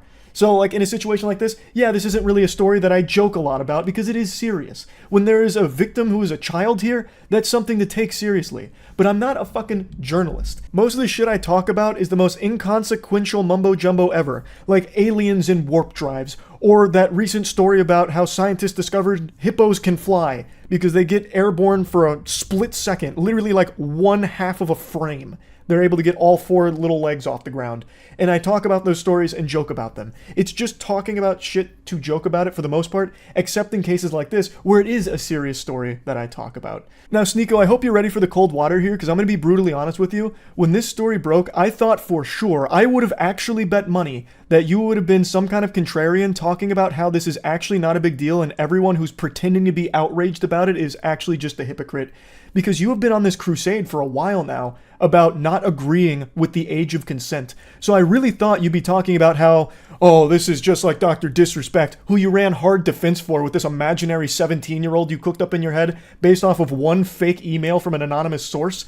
And I thought you would be going that angle again, saying like, oh, well, that 13-year-old was probably very mature. Age of consent should be maturity. It's not even 18 in most states. Why do you even believe that? It's because in Hollywood, it's 18, so that gets pushed everywhere. Most places, 16. And if you question that, then they call you a pedo. I believe the age of consent is the age of maturity. It should be called the age of marriage. Age of consent implies that you're gonna have out of wedlock. I think it's better that people get married at 16, 17 than to have a bunch of premarital until they're 30 and they're washed up and then they get jaded and they're on birth control and they have dried up eggs. I think that's better for society. He's so pseudo-intellectual that he actually argues for things that defend pedophilia. That's fucking ridiculous. And when challenged on this, it's even worse. So there's an older clip now, it's quite a few months old, where XQC and Destiny actually challenge him on this right to his face, and holy shit, it's bad. You see how you want to answer the question? You see how he's going to yap and not answer the question? I'm going to ask the same thing when you're done. Go ahead. I just answered the question. I just told you. What was the age?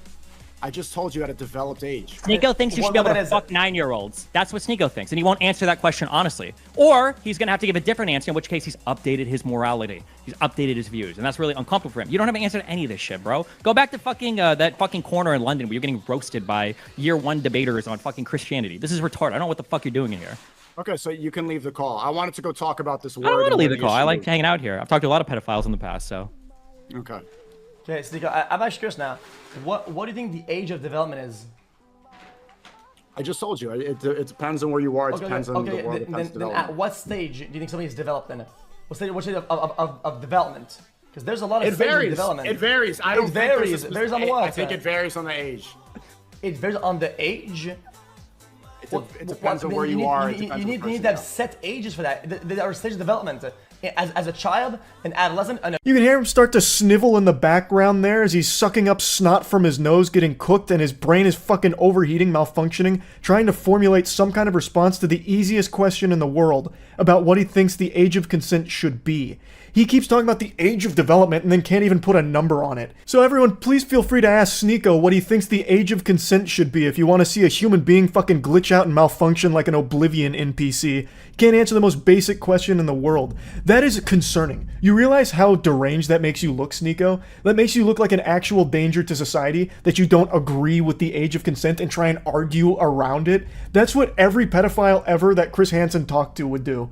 Like, you're a fucking weirdo. So for you of all people, this fucking putrid vermin, this absolute slimy worm, to have the gall to say that I only care about the Mr. Beast collab, thus this whole story is just relegated to, you'd never use that word's too big for you. This whole story is just put on his second channel where no one's gonna see it because it's safer that way so he can keep the Mr. Beast collab alive. He's afraid, he's a coward for it. He has no problem abandoning his morals and defending blatant pedophilia, brushing it under the rug as long as it means it keeps the Mr. Beast collab alive. For you to make insinuations like that, and even claims like that, is fucking unhinged, considering you make actual pedophile defense arguments constantly, and you have publicly put on the clown makeup and worn white knight armor complete with the shield to defend Dr. Disrespect when he himself publicly admitted to messaging a minor inappropriately. It's fucking insanity. It makes me want to spit that I even have to talk about this, but it became such a huge, fiery issue on Twitter about me specifically that I felt the need to have to include this in this video, which should have been entirely focused on everything Ava Tyson has done and why it is so shitty. But now I've had to dedicate a sizable chunk to talking about these claims against me, about how I'm not going to talk about it and was not going to talk about it until pressure from Twitter forced me to, even though I had talked about it as it was developing and even mentioned on stream I was going to make a video on it. So to bring it all back to what should actually be the focus, the Ava Tyson situation and how horrible it is, I believe that it is an unforgivable thing that has been done. Talking to minors inappropriately is horrible. And having this kind of continued relationship with a minor where you're sharing edgy and inappropriate jokes back and forth and being in group chats and voice chats with children and saying gross things around them is so weird that it is not okay under any situation. It's disgusting behavior. And publicly supporting an artist who draws child porn and even owning art from that artist and talking about art like that and the revenge porn, all of it is very fucking bad. It's horrible. I'm not pulling any punches here on my feelings around it. So yes, I wanted to talk about this, and that's really about it. See ya. Wow, what a crazy day this has been. So I'm sure pretty much all of you that clicked on this video already know about what's happened with the Dr. Disrespect situation. To catch you up to speed with the briefest previously on Dragon Ball Z recap, Dr. Disrespect was the face of Twitch. In 2020, he was mysteriously banned from the platform and not a peep had ever been uttered about why. This was a secret more guarded than the Krabby Patty formula. I really thought we'd never know the reason that Dr. Disrespect was banned. I thought that'd be taken to the grave. I thought we'd crack faster than light travel before we ever learned what the reason behind it was. But then from out of nowhere on just an average quiet Friday night, a former Twitch employee dropped a bombshell allegation claiming that Dr. Disrespect was banned due to sexting a minor through the Twitch Whispers service. Now, there was never any screenshots or evidence provided to support that claim. However, some other parties came forward saying that they had all heard a similar reason behind the ban. Dr. Disrespect then made a response to that statement, which was less than satisfactory for most people with a functioning frontal lobe because he talked very vaguely about it and didn't actually outright deny the claim at all. So then he made a follow-up statement which aimed to provide a little more clarity, but it was still pretty vague, and both of these seemed to have like a lot of legalese talk to him to try, like, kind of tiptoe around the topic itself. So both of his responses, like the tweets, weren't received overly well. It was like he just kept stepping on a rake like in a cartoon and hitting himself in the face. He wasn't doing himself favors with his statements. But then the credibility of the source behind this allegation started to be called into question because people did digging through their Twitter and found out they'd actually been dangling this carrot in front of their audience about they know the reason Dr. Disrespect's been banned, and if you buy tickets to their concert, they might reveal it. So then people started to question that, and then today, Dr. Disrespect released another statement where he admitted to the claim of talking to a minor through Twitch Whispers inappropriately. However, he denies that there was any real intent behind the messages, which is a crazy thing to say. Like, if any of you have watched To Catch a Predator, you'll recognize that tactic, that little maneuver right there, because that's something that was pretty frequent on that show. When a predator went down and talked with Chris Hansen, a lot of them said that same thing pretty much. Like, oh, no, I didn't mean any of that. I was actually just teaching them a lesson about talking to strangers and the dangers of it. There was never any real intent behind the things that were said. Like, that's a very weird thing to try and say. So let's just go through his statement first, though. The Twitch ban. Hello, I'd like to make a statement. Let's cut the bullshit. As you know, there's no filter with me. I've always been upfront and real with you guys on anything that I can be upfront about, and I'm always willing to accept responsibility, which is why I'm here now. First and foremost, I do want to apologize to everyone in my community, as well as those close to me, my team, and everyone at Midnight Society Game Studio. For those that don't know, I forgot to mention this in my lore exposition on this. His company that he founded, Midnight Society Game Studio, which had been working on a game with him for a long time, announced yesterday that they were going to be terminating him after they conducted an investigation, and after they assumed his innocence, found something through their investigation that made them uncomfortable keeping him around, so they let him go. So that's why he's mentioning them here. A lot of people have been left in the dark about what happened yesterday with Midnight Society and I, and we made the painful decision collectively to have me step down. Our team is full of incredibly talented and good people that have high career ambitions and families. I'd never want to jeopardize the culture we have carefully crafted. Now, before getting into the rest of this, I do want to mention, Midnight Society themselves said that he was terminated. Here he's saying that he stepped down like it was a mutual decision. I don't know if this is like a you can't fire me, I quit type of situation, you know, turn in the badge and the gun and go your separate way as a lone wolf, or what? Like, there's just a bit of a discrepancy whether he was terminated by Midnight Society or if he himself and them left on good terms where he agreed to step down. Ultimately, the point is he's no longer associated with that studio anymore after they conducted their own investigation into the subject. Everyone has been wanting to know why I was banned from Twitch, but for reasons outside of my control, I was not allowed to say anything for the last several years. Now that 2 former Twitch employees have publicly disclosed the accusations, I can now tell you my side of the story regarding the ban. Were there Twitch whisper messages with an individual minor back in 2017? The answer is yes. Were there real intentions behind these messages? The answer is absolutely not. These were casual, mutual conversations that sometimes leaned too much in the direction of being inappropriate, but nothing more. Nothing illegal happened, no pictures were shared, no crimes were committed, I never even met the individual. I went through a lengthy arbitration regarding a civil dispute with Twitch, and that case was resolved by a settlement. Let me be clear, it was not a criminal case against me, and no criminal charges have ever been brought against me. Now, the doc actually edited this statement twice. So initially, he posted it with the word minor in it, saying, were there messages with an individual minor? The answer is yes. But then shortly after he published it, he edited the word minor out of it. So he removed that. He redacted it like a fucking CIA document, trying to bury it, just snapping it out of existence. So then it read, were there messages with an individual? The answer is yes. But people were quick to notice the edit. And you can actually check edit history on Twitter, which I didn't know you can do. But you could clearly see that the original no longer matched the current one because he took the word minor out.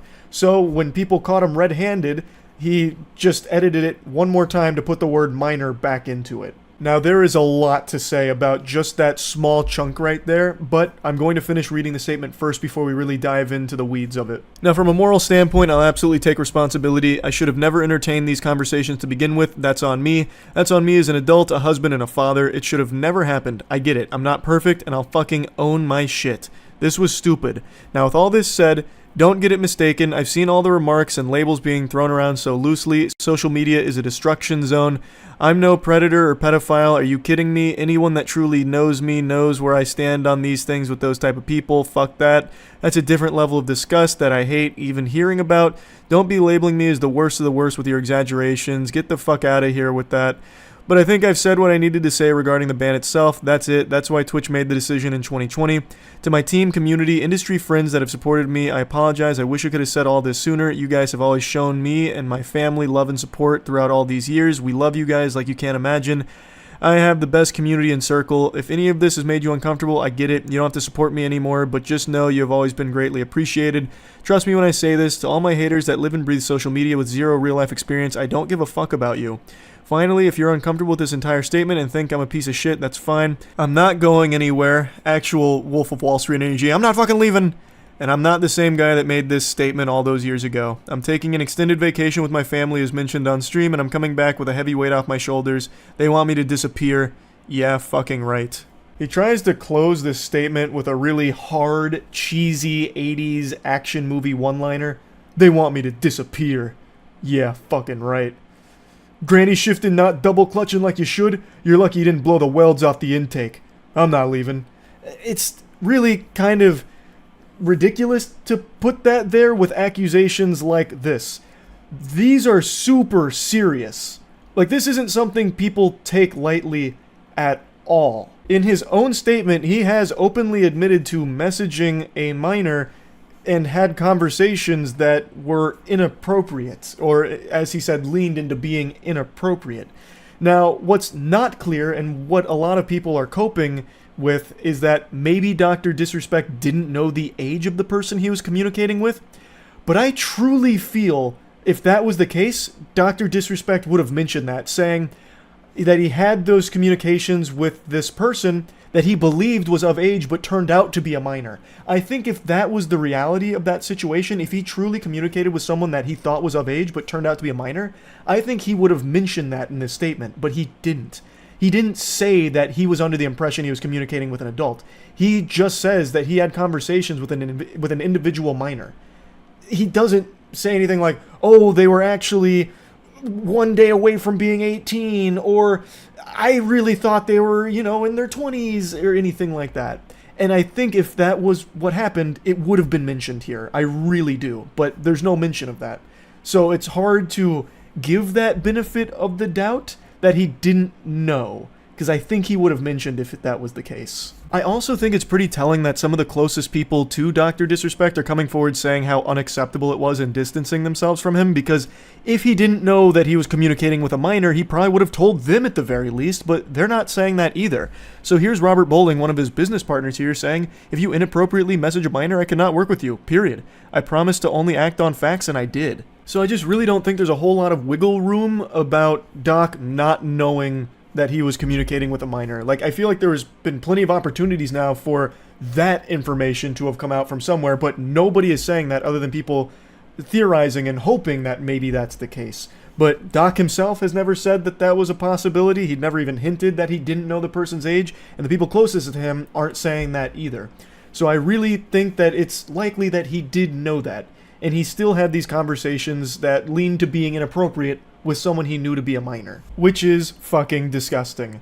Now, there are people still defending this, saying, well, he didn't go to jail for it, so what's the big deal? Can't wait for the next stream, Doc. Firm handshakes. Like, there's people that are just dismissing this as not a big deal, which is insanity. I think that is pure lunacy. I can't fucking believe some of what I'm reading here from people that are just writing this off as not a big deal because it's a streamer they like. An adult communicating inappropriately with a minor is bad. Full stop. It's inexcusable. No matter how you spin it, that is a horrible thing. Now, he may not have met up with the minor in question. However, was that his decision? Was he the one that decided not to meet up with him? Because with the information that's been come out, now, again, keep in mind, we don't have access to the chat log, like the conversations that took place, but from all the sources that have come out from, like, Bloomberg and all of that, it sounds like the conversation they had did talk about meeting up at TwitchCon. So, that right there shows pretty real intent to meet up with this person. And who knows, maybe it was the minor that ultimately got uncomfortable with this whole thing and called it off, not the doc. We don't know for sure. The only thing we do know for sure with what the doc just confirmed is that he was talking inappropriately with a minor, which is a terrible, terrible thing. And even his closest friends are saying they can't defend it, it's inexcusable. And they're right. It is inexcusable. But there are still people trying to defend it, as pathetic as that is. And Dr. Disrespect claims that he's going to come back at some point. And I have no doubt when he does, he's still going to have a massive audience. I can already tell, based on the amount of people jumping through hoops, trying to find ways of justifying this and spinning it in ways where he doesn't look evil. Which is impossible, but they're doing their best. So I know when he comes back, he will probably have tons of viewers and tons of donations out the fucking wazoo, saying things like, keep your head up, Doc, don't let cancel culture get you down. It's just a fucking cancel culture mob that came after you. You're a victim of that mob, that's it. Which is just so unhinged. He has openly admitted, in his own words, to inappropriately talking to a minor. It's just craziness. So, that's the update to this whole Dr. Disrespect ban situation. That's really about it. So yeah. Hey Sneako, does this outfit look familiar? This is the same thing I wore last time I took you over my knee and spanked your bottom with some discipline. And I'm happy to report that these are back in stock and a lot more at moistglobal.com.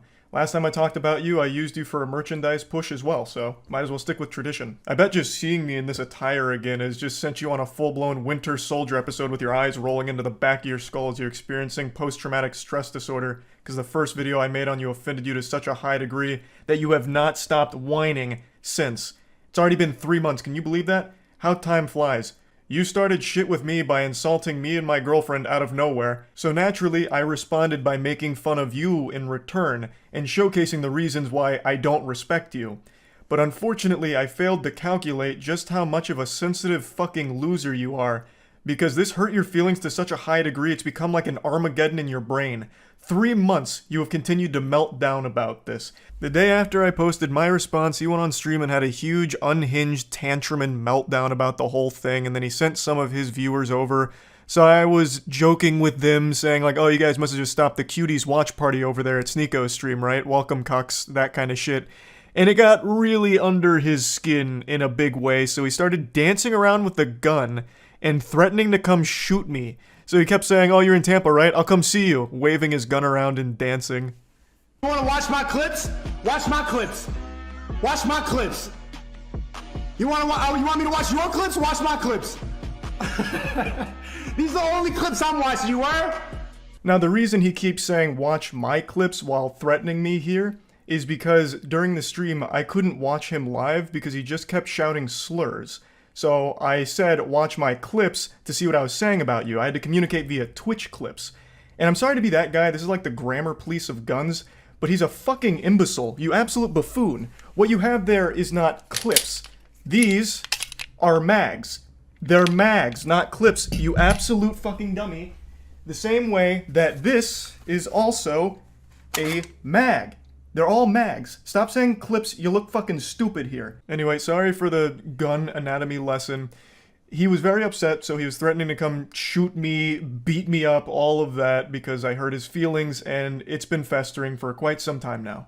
3 fucking months. You love to bitch about how everyone's canceling you. These soy boy NPC bots are all canceling you. It's all you do. You treat the teenagers in your Discord like they're your goddamn therapist. Just going in there to complain about the invisible boogeyman canceling you again, shaking your fist at the clouds. I also love that you treat this Discord server like it's your PR team, so you have them work on your responses on Twitter because you're not witty enough to come up with anything on your own. You have no ability to banter. You can't insult anyone. Anytime you're pushed, all you fall back on is one of 3 things: soy boy, bot, or NPC, and that's it. You never deviate from this path. Which is ironic, because you're like literally a sheep. You have 3 programmed responses. You're like the absolute worst character, side character in an MMO. It's pathetic. But I'm getting sidetracked. You love to be super public about how much you hate antidepressants and you shit on anyone who takes antidepressants, but with the way you talk in your Discord server, I'm pretty convinced that you're only 2 or 3 messages away from asking your community to source antidepressants for you under the table to help with all this mental anguish you're going through. And I think that'd honestly be a good idea. It might help you. But I'm putting the cart before the horse here. How did we get to this point? Well, I made that video about Sneako, and I fully planned on that being the only time I ever talked about this asshole. I really did. All I wanted to do was highlight why I personally don't respect him. I know a lot of people criticize me for not tackling his points, and to that I say, bah humbug, this fucking goober didn't make any points. All he did was insult me and my girlfriend. He insulted me and my girlfriend because I made fun of one of his friend's blatantly fake stories. He resorted to childish name-calling like, I'm ugly, and I don't go outside. That's not making any points. Like, what am I supposed to debunk there? No, actually, my mom thinks I'm handsome, and so does my girlfriend, so you're wrong, factually wrong. There's nothing to debunk. The whole point of the video was highlighting why I don't respect him. I'll go ahead and briefly give you a previously on Dragon Ball Z lore recap to bring you up to speed on the points I was making for why I think he is a pathetic piece of shit, and his opinion holds no value in my eyes. Is because he publicly defends Cuties as one of his favorite movies. Cuties was a Netflix film that used real child actresses in sexual situations, so they sexualized real children. A fact that Sneako himself acknowledges, but writes off as being okay because it's realistic, because in the real world children get sexualized. I'll say it again, regardless of what the intention of the film was, they missed the mark because what ended up happening is they sexualized the child actresses. That is a problem. Full stop. Even if the message was supposed to be the opposite, they still ended up contributing to the very problem they were speaking out against. I saw Cuties last night and it was pretty good. It's a pretty good movie. I went in ready to hate like everybody else. I saw the cover and I got clickbaited. So did you. You got clickbaited. The thing about Cuties is it's not an unrealistic film. Like, yes, it shows children in a sexual way, but this is not unusual now. And the people who are really mad about this aren't Gen Z. Imagine claiming children in sexual positions is clickbait. Yikes. That's rough. You admit that the children were sexualized. That is bad. Okay? That means the movie failed in its mission. I don't know what you don't get about that. But regardless, I'm not here to just keep hammering home the same points. Another thing that I talked about for a reason I don't respect him is because he battles with his own sexuality. He is very public about how he used to go to these swinger parties, I think he says 4 in total over the course of like 2 weeks, where he watched his girlfriend get fucked by other men. Even telling the story of how he was literally in the bed watching his girl get fucked by a different man, moaning intensely, and it was traumatizing. Yet he recommends that everyone should try it at some point for some reason. Because this was, imagine seeing the girl you love, like, get fucked. Get fucked. You love her? Yeah, I do. I love it. Yeah, I love her. I was about to say I love this bitch. I'm like, no, let me not say that. I love my wifey, my queen.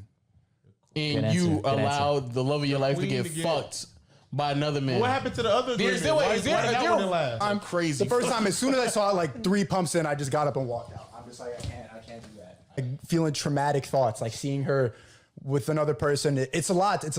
But I think it's something everybody should do just to test. You know what? So my point with this was, why is this the guy that's lecturing everyone on their relationships, shitting on people's relationships, when he himself is in one that makes him very upset and he can't come to terms with it? Now, if he's open about being a cuck and happy and proud to be a cuck, that's fine. But he's not. It makes him mad every single time. So why the fuck is this insecure guy the one that's the moral authority on healthy relationships all of a sudden? That was the point of me bringing up that clip. Now, that was basically the whole video. I summed it up real quick. All I pointed out is I don't respect his opinion because he defends a movie I consider to be child porn. I think any film or any production that has real children being sexualized should be classified as child porn. That's how I view it. Maybe your definition's different, but that's how I personally view that kind of content. So him defending that was beyond reprehensible to me. And him being very public with his cuckoldry and how scarring it has been, it should be a lesson and an example that he himself is not great when it comes to relationships and all these things. And I posted that and it made him extremely upset and he hasn't stopped fucking crying about it for 3 months. So, fast forward to 2 days ago. I was streaming a Moist Esports tournament and I went up to go to the bathroom. I had to take a shit. It was a double flusher. So I was on the toilet for quite some time and I saw a Sneako post that he's posted quite a few times now and I thought, you know what? Fuck it. I'm not doing anything else right now on the porcelain throne. I'll play in the pig pen. So I did. For 3 months now, Sneako's had this adorable little collage that he made that looks like it's straight out of a 16-year-old girl's diary with pictures of boys from her class that she doesn't like. All about people that have hurt his feelings. This is his wall of shame for people that have insulted him online. What's even sadder about it is he purposely leaves out people that he's afraid of. So Turkey Tom, for example, made a whole video talking about Sneako and how pathetic he is, and Sneako tried to talk a big game to him, even challenged him to a debate, which Turkey Tom accepted with jubilation. He was ecstatic. And then Sneako kept ducking him, ghosting him. So he leaves Turkey Tom off of this list because he's afraid to actually talk to him. And he also leaves off quite a few other people, but the most notable other one that is comical for the absence is Brandon Buckingham. Brandon Buckingham is an internet content creator that Sneako lied about for a long time, and they had a lot of beef, and Brandon Buckingham actually challenged him to a fight.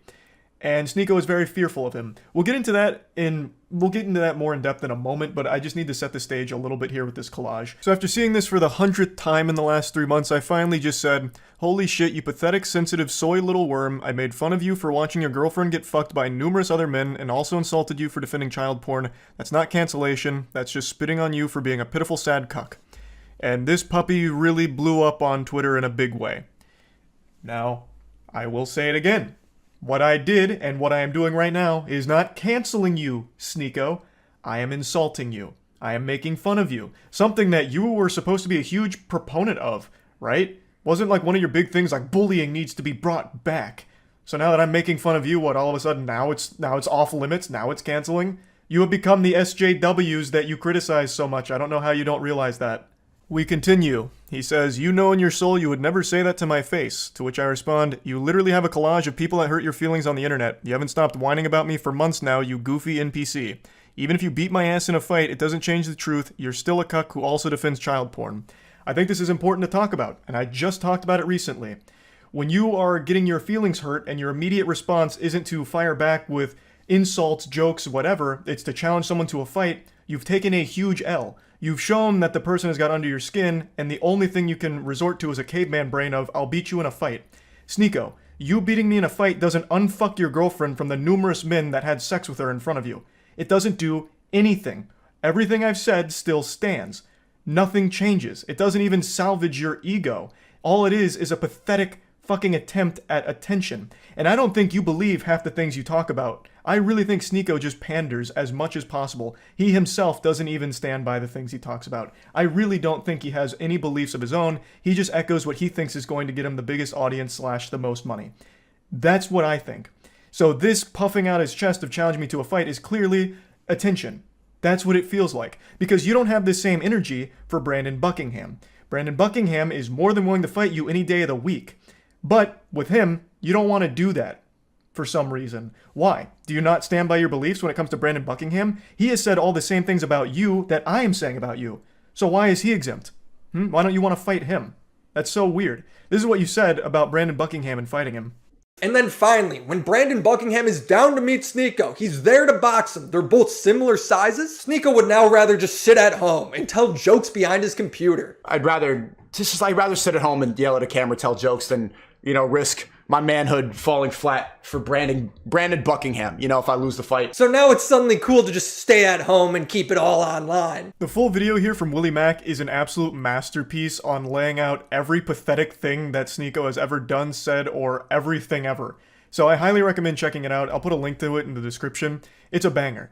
So, as you can see, the people he's confident in fighting are ones that he feels confident he'd win against. I'm 5'6", I think he's 6'1", so the height advantage he feels very confident with. And he has every reason to. He would probably beat me in a fight. But like I said, that doesn't change anything. Everything I've said is still true. You are a cuck, self-admitted, and you have defended cuties publicly, which, by more than just me, by many, is considered child porn. You're pathetic. Beating me in a fight doesn't change any of those facts. I've also been super vocal about how I don't want to fight. Like, I'm not afraid to say, like, I don't want to get hit in the head, right? Like, I'm afraid of taking headshots. It's probably a super normal fear to have, so I'm averse to going into a boxing match, especially one that's just a clout-driven spectacle like this. That'd be completely fucking worthless. And I've been super open about that, which I'm sure you know since you keep saying that you've watched my content, so you probably know that I was never going to accept a fight in the first place. Especially since you're, like, significantly taller than me, right? Like, it wouldn't make any sense. And even though you would probably beat me in a fight, you're certainly not beating me in, like, an aesthetic physique competition, because goddamn, I blow your ass out of the water. Look at this fucking anime character physique I'm rocking. Meanwhile, you're over here with that Abercrombie and Fitch from 1998. Now, in Sneako's credit, he did start going to the gym recently. Maybe I inspired him, and you know what? That's great. I'm glad I could have a positive impact on your life like that, Sneako. Getting into the gym is a fantastic thing, and you're gonna feel so much better. And I know you'll start seeing results soon as long as you keep at it. And then finally, our last exchange goes very similarly to the others. You're not special from the other 10 soy boys who say the same thing. If you got a problem, stop talking on the internet. Let's solve it. So I said, got your Discord still working on responses? Brother, I have no problem. You started it and I made fun of you in return. You're upset about publicly admitting to cuckoldry and get mad at me for bringing it up. You should be mad at yourself instead. Have some self-reflection. Which it's true. I don't have a problem. You literally started it, Sneako, and you even asked your audience to let me know everything you said and send me your clips. You actually asked for a response, and then got super upset when my response was a little too mean to your feelings. How is that not the ultimate cuckoldry? Like, even more so than your girl getting clapped by 1,000 men. How?